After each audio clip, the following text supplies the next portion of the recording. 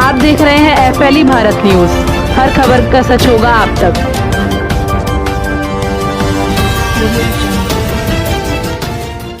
दलित दूल्हे की गांव में नहीं चढ़ने दी बारात। बारात चढ़ने का जाट समुदाय के लोगों ने किया बारात पर पथराव। दलित महिला से छेड़छाड़, 50 से ज्यादा लोगों पर मुकदमा दर्ज।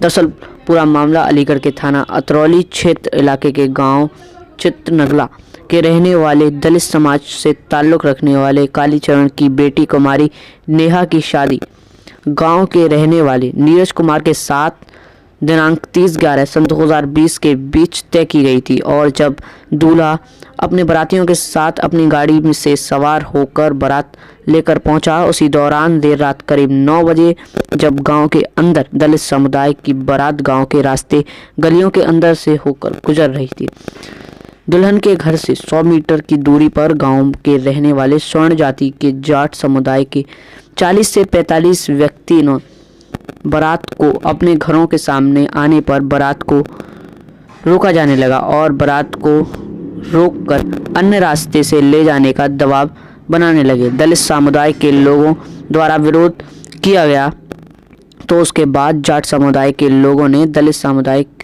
के बारात के मारने और पीटने के साथ पथराव कर दिया।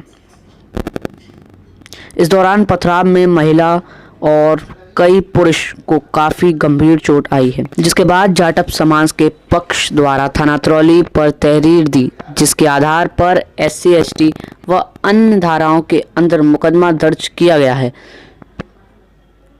सुनियोजित मामला नहीं था, बारात को लेकर वहीं पर कहासुनी हो गई, इसीलिए ऐसी घटना हो गई। कल ही FIR दर्ज हुई है और गिरफ्तारी का प्रयास किया जा रहा है।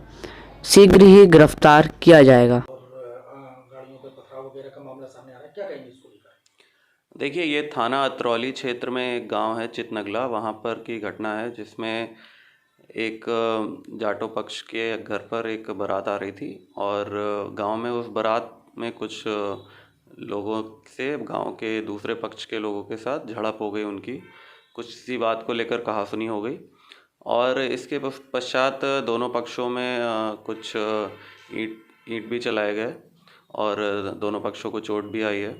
और इस संबंध में थाने पर इन जो जाटो पक्ष है उनकी तरफ से तहरीर दी गई, जिसके आधार पर SC ST और अन्य धाराओं में मुकदमा दर्ज किया गया है।